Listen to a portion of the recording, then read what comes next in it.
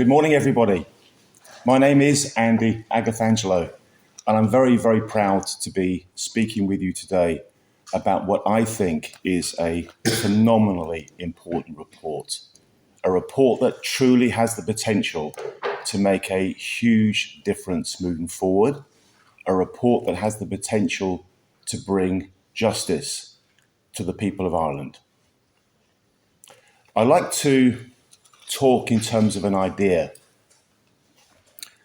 A very simple idea, an idea about a chain reaction. I believe wholeheartedly that this meeting today, this meeting this morning in Leinster House is a very, very important link in this chain reaction.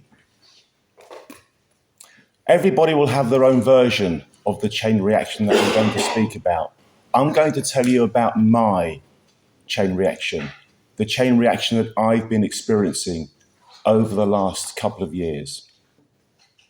It starts on a Saturday morning. I saw a tweet. I saw a tweet that made reference to two people, names I didn't recognize at all, people that, frankly, I knew nothing about. Those two people were Edmund Honeyhan, Master of the High Court, and Mattie McGrath TD. Two people that were, to me, complete strangers. But what I saw through that speech compelled me to get interested and to start to take action.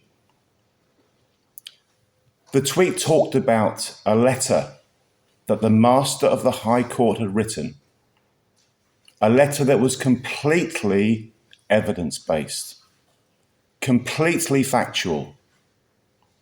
It spoke about how the law in Ireland was being misinterpreted and wrongly applied.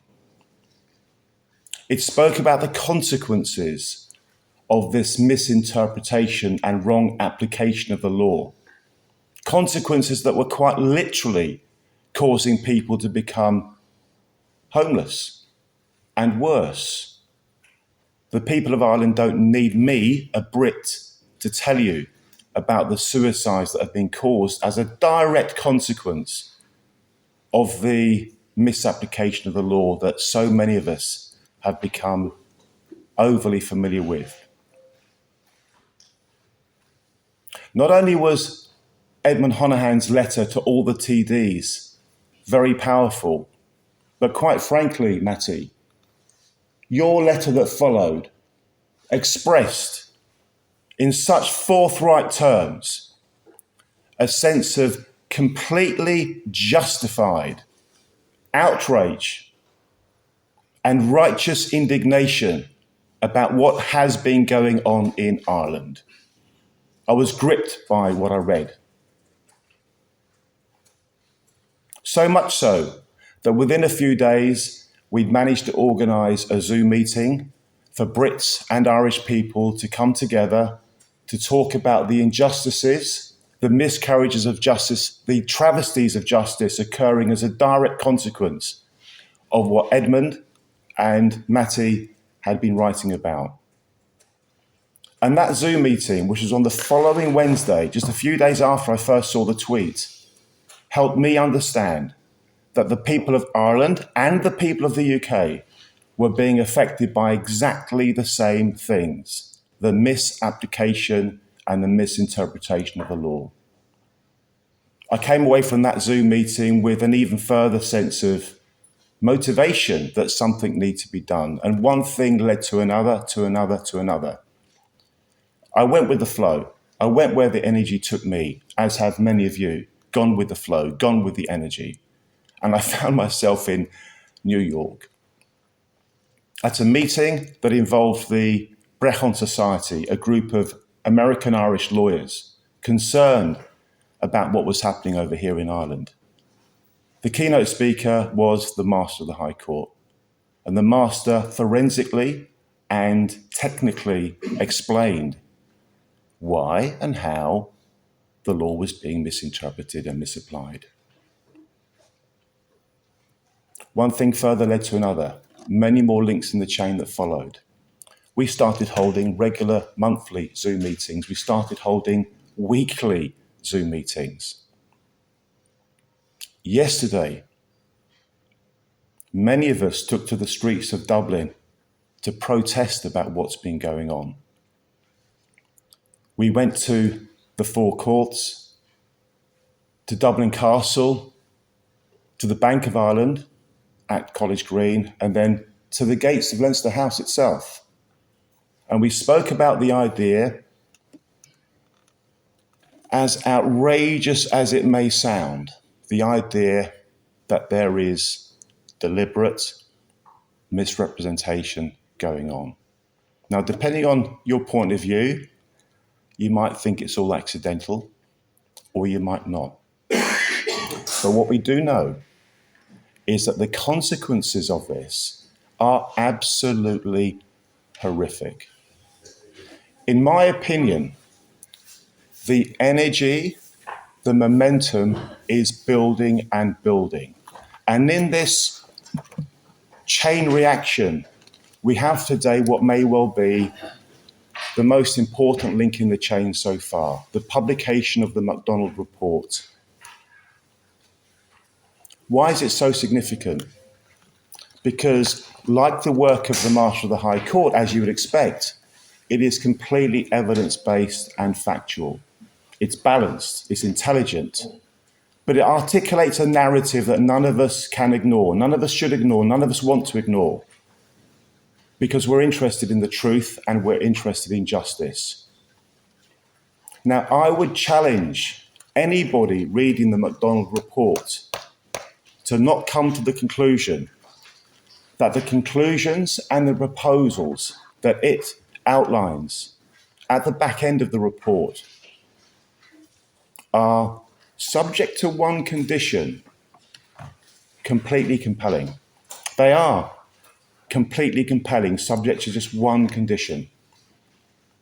And that one condition, ladies and gentlemen, is this: whether the reader has the true interests of the Irish people at heart.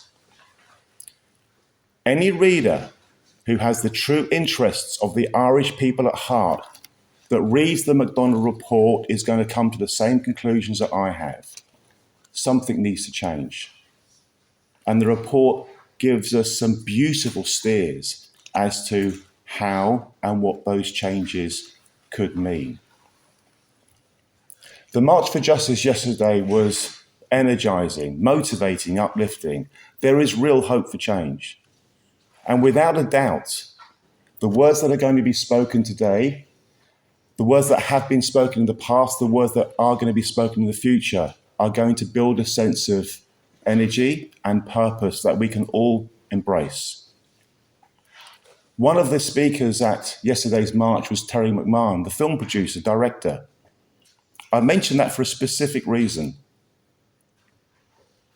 I mentioned earlier I'm British. I can tell you that the British establishment has been shocked to the core by the revelations from the wonderful documentary, Alan Bates versus the Post Office. A documentary that articulates a very compelling narrative about human suffering caused by injustice, where weak, innocent people were preyed upon by the big and the powerful. There were two film producer directors involved with our march yesterday. Two. This isn't a threat, it's a prediction. Sooner or later, the full truth about the Vulture funds in the UK and in Ireland is going to be out there. Sooner or later, it's going to happen. Too many people have been affected so badly as a consequence of what's been going on for that not to happen. And just like the Post Office versus Alan Bates documentary, the story that's going to be told is going to be a story about valiant heroes and treacherous villains. When reading this report, subject to just one condition. I predict that, in broad terms, one way or another, the recommendations in this report are going to be enacted. The one condition is whether Leinster House, this place, truly has the interests of the Irish people at heart. And there, ladies and gentlemen, is the challenge. I'm very proud and very pleased to be here today to be part of this important conversation. We can all embrace the energy that's created when good people are doing nothing but seeking truth and justice. That's what we're all here today to do. That's why I'm very pleased that Mattie's kindly invited me to come and speak on this very important occasion to discuss the McDonald Report and what it's going to mean for everybody moving forward. Thank you very much indeed. Thank you. Thanks everyone for being here today. It's an absolute honour and pleasure to present a report before members of Dáil Éireann here today. I feel as though roles are a bit reversed because it's usually journalists listening to politicians pontificating. So it's great to lecture politicians for a change. But in all seriousness, I really want to thank Mattie McGrath and some of the other rural independents for their tireless dedication and effort in highlighting the plight of homeowners whose mortgages were sold to Vulture funds, and for standing up for my generation, Generation Rent. But this issue impacts not just urban communities, but rural ones too. The plight of indebted homeowners and left behind youths does not discriminate. And it's vital that we come up with solutions, but also understand how we got into this situation.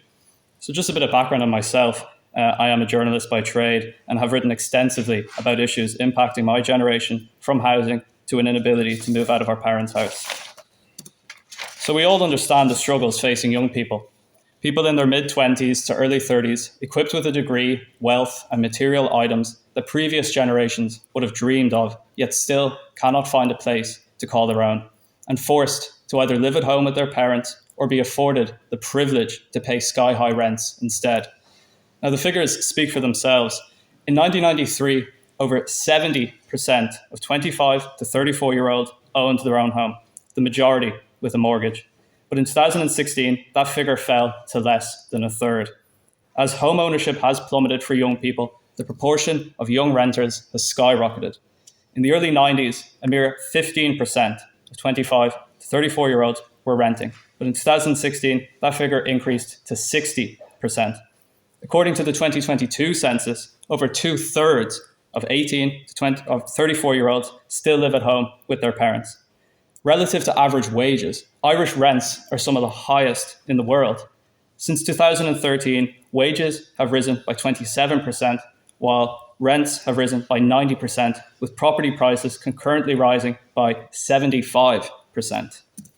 But how did we get into this mess? Often we're told it's a lack of supply. If only we got the supply question sorted, we'd get to the bottom of our housing woes. But anyone can tell you that during the Celtic Tiger, Ireland was building more homes per capita than any nation on earth, yet house prices still rose. Currently, we are facing a housing market in which a constant stream of build-to-rent properties is creating an underclass of forever renters who will own nothing and be happy. Last year, over 90% of housing supply in this very city, Dublin, was built to rent, with average prices ranging from £1,000 to almost £2,000. It seems government policy is currently facilitating the Generation Rent phenomenon. This is a far cry from years past, when Ireland was an outlier globally in home ownership. In 1971, home ownership in Ireland was 68%, compared to 35% in Sweden and 50% in the UK. So what happened? Now, loath as I am to kind of morph into Vladimir Putin and impose a historic diatribe on you here today, I feel it's constructive to kind of briefly examine the history of housing in Ireland to contextualise the current situation. So during colonial times, Ireland's land was seized and plundered through a series of land grabs from successive British administrations. The names stand out: Oliver Cromwell, Henry VIII, and this led to a deep sense of housing and land insecurity on the part of Irish Catholics, accelerating their longing for autonomy within these isles.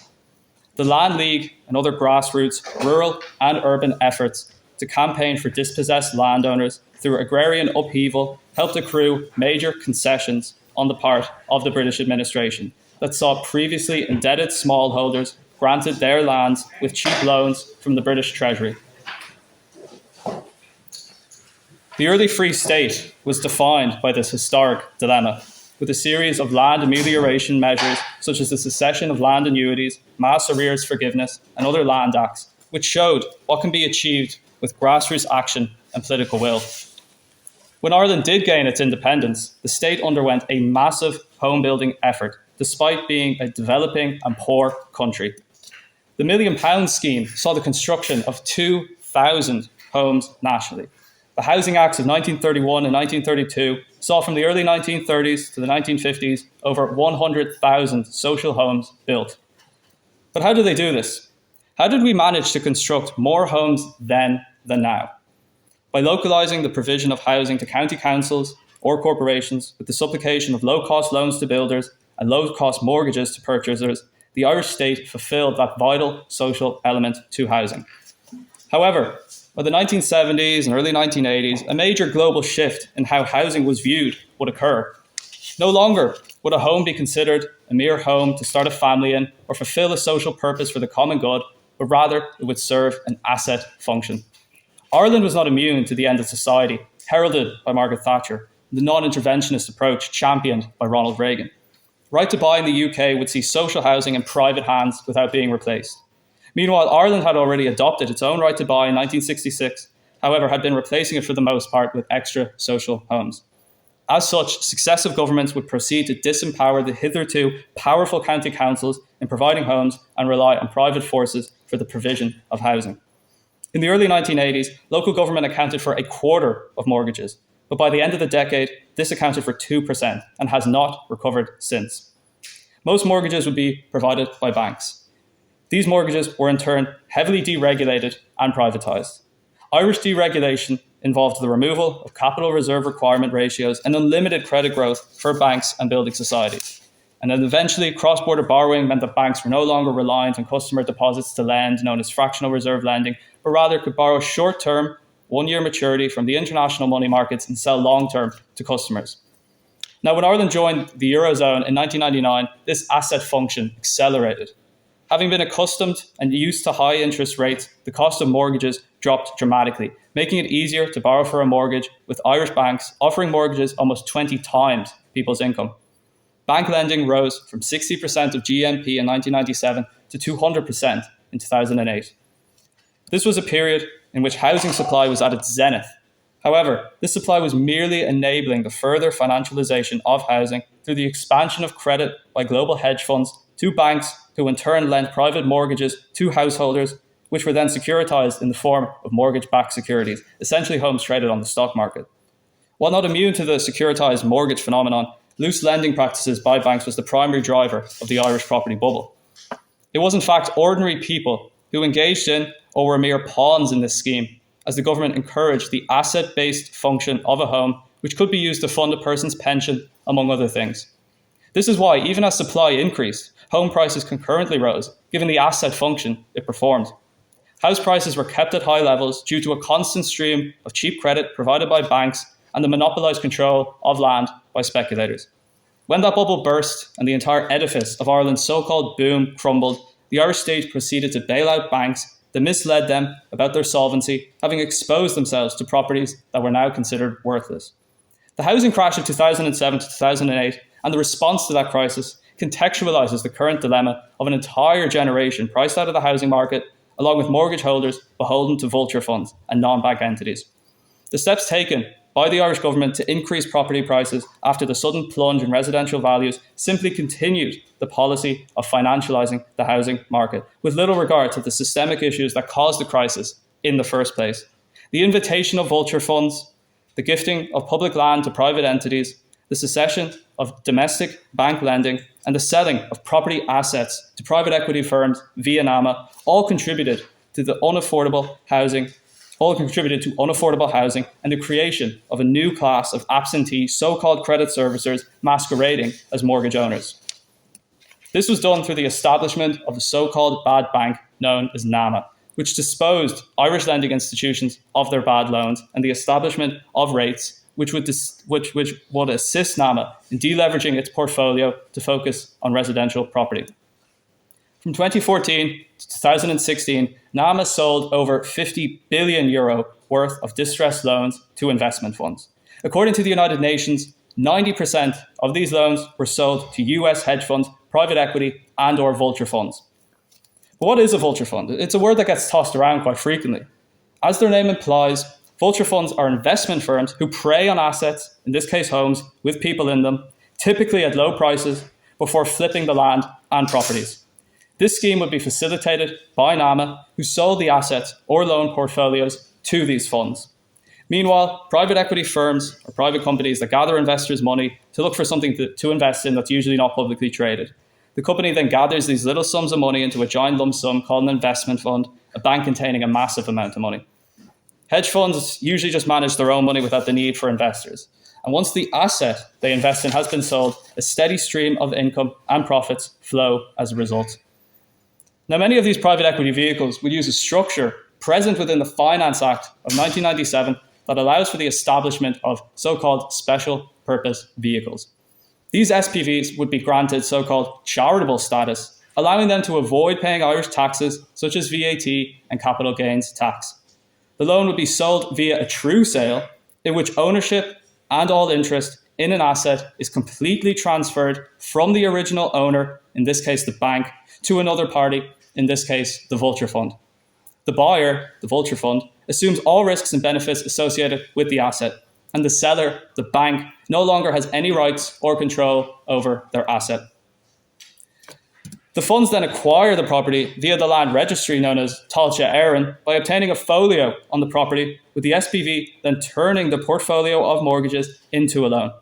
But because neither the SPV nor the vulture fund can service the mortgage, they transfer the legal rights of that loan over to a credit servicer. And this is where you get your Mars, your Start, your Peppers, allowing them to initiate court hearings, even though the courts are left in the dark regarding the true sale.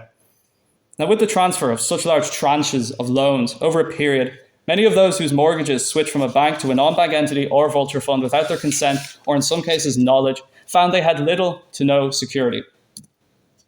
Hundreds of thousands of households now found that the bank they thought their mortgage was tied to had been allegedly purchased by a so-called credit servicer acting on behalf of a vulture fund.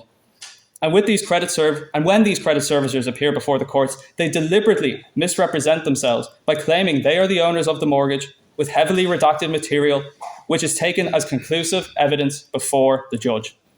In 2022, Pepper was responsible for 10% of repossessions, with ownership of 80,000 private mortgages in the state. Recent figures from the Irish Farmers Association indicates that between 2,500 to 3,000 family farms may be seized by vulture funds of lands up to 150,000 acres. The heavy-handed tactics deployed by these vulture funds reveals what farmers may face, or what they will face, when push comes to shove. In December 2018, the McGann family were evicted from their farm in Strokestown, County Roscommon, after KBC Bank hired a British security firm, GS Agencies, to evict the tenants on behalf of the US vulture fund, Cabot. The security firm, which included a former British soldier who served in the Ulster Defence Regiment, punched, pulled, and kicked the family during the raid. Now, as you can tell here, the numbers of orders for repossessions increased dramatically from 2014 onwards, at the very time vulture funds were invited into the housing market. Now, apart from vulture funds, the phenomenon of cuckoo funds, who buy up entire blocks of properties directly from developers, has increased dramatically in more recent years. Often these funds will purchase properties meant for sale to buy for first-time buyers and purchase them as rental properties to gain a higher yield. And we know properties owned by funds are more expensive than normal properties. According to the Central Bank of Ireland, from 2007 to 2019, homes owned by institutional investors increased the level of rents by 4.1 percentage points more than other landlords with comparable properties following purchase. The study also found that landlords within 100 metres of an institutional investor raised monthly rents by 2.3 percentage points more than landlords who were further away after an institutional investor had moved in. In 2021, 4,000 newly built homes were purchased by investment funds, representing 27% of all new supply in the country, with all non-household buyers buying half of new homes. Now, that includes affordable housing bodies as well. That same year, the government implemented an increased stamp duty of 10% on investment funds that bulk purchase 10 or more properties, with exceptions for homes leased back to the state for social housing and apartments. However, these moves have proven wholly insufficient, as the rate of bulk purchase has only increased since then, from 187 in 2021, the year it was implemented, to 395 in 2022, to 623 last year. Last year, 40% of new builds were sold to bulk purchasers. In Dublin, the situation is even more profound, with 3,528 out of 5,727 homes purchased by bulk purchasers, representing 60% of housing stock. Many of these cash-strapped funds brag about how high rents are in this country. One such entity, the so-called Qualified Investor Alternative Investment Fund, who are not subject to Irish corporation tax and not liable for capital gains taxes on profits, encourage investment in the Irish property market because of such sky-high rents. One such entity, Vanke, which is based in China, stated the Irish population is growing fast and the new land available for development are also very limited, meaning property prices in Ireland are set to continue rising, before adding that investment property in Ireland is certainly an attractive option, with small apartments located in Dublin earning gross yield of 7 to 10%. I mean, think of that statement for a moment. While my generation is struggling to pay rents, working day in and day out to stay in a property we'll never own, these funds are bragging about how beneficial it is for their balance sheets. So what am I calling for in this report? I'm not going to pretend I have all the solutions. I can barely get myself out of bed in the morning, so let alone solve the housing crisis. But there are a few recommendations in this report that I feel are worthy of consideration and discussion. So first one is a ban on foreign purchasers. So what I'm calling for is the introduction of legislation that prohibits non-resident buyers from the bulk purchase of existing residential properties. Currently, investment funds who engage in bulk purchases of 10 or more properties face a stamp duty hike of 10%. This tax was implemented in 2021 following the bulk purchase by Roundhill Capital of 170 units of social and affordable homes in a Maynooth housing estate. However, these measures have proven to be insufficient. In the 2-year period following the implementation of the tax, 4,200 homes were bought by investment funds. Bulk purchasing has increased by 233% since 2021. In 2023, 4 in 10 new homes were bought by bulk purchasers. And the tax only applies to homes, not apartments, or homes leased back to the state for social housing. I think what is required is an outright ban on these bulk purchasers by funds domiciled abroad. While some may argue the state may be constrained by EU legislation, the former EU Commissioner for Financial Services, Mairead McGuinness, has said outright that the bans are justified and permitted in the general interest, and provided they are not discriminatory and are proportionate to the aims pursued. I think by implementing this ban, Ireland would be following several other English-speaking common law jurisdictions, including Canada, Australia, and New Zealand. Canada recently announced a 2-year extension to their ban on foreign purchasers on the basis that for years, foreign money has been coming into Canada to buy up residential real estate, increasing housing affordability concerns in cities across the country, and particularly in major urban areas. Foreign ownership has also fueled worries about Canadians being priced out of the housing market in cities and towns across the country.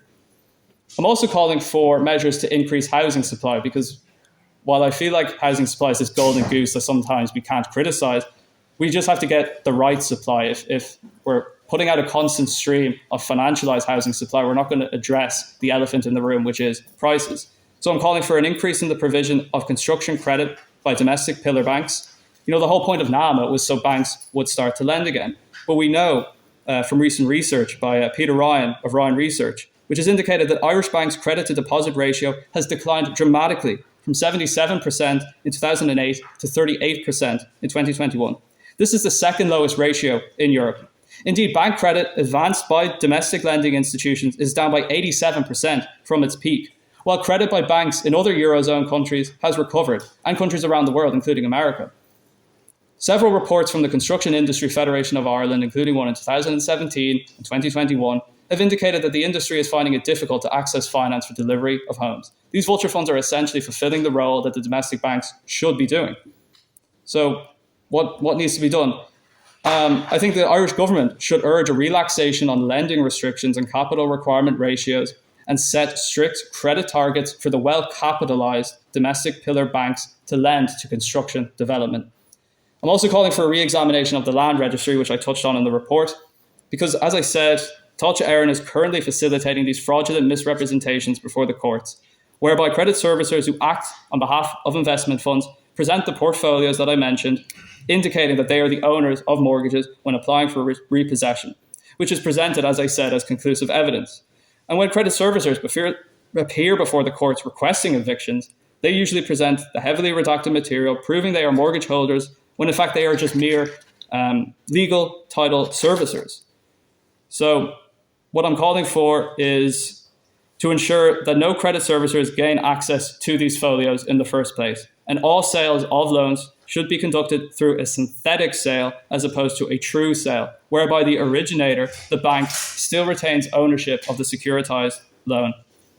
I'm also calling for an update to the EU Forbearance Directive. So this is a directive which was, in 2014, the EU began legislating for forbearance to be shown in repossession cases before the courts. And initially, the wording encouraged creditors to show forbearance to debtors, but then it was updated in the legislation requiring such action. And then in March 2016, the directive called the Mortgage Credit Directive was passed by the EU Council, which came into force in December 2021. Now, this directive sought to mandate so-called forbearance guarantees for those in mortgage arrears facing eviction.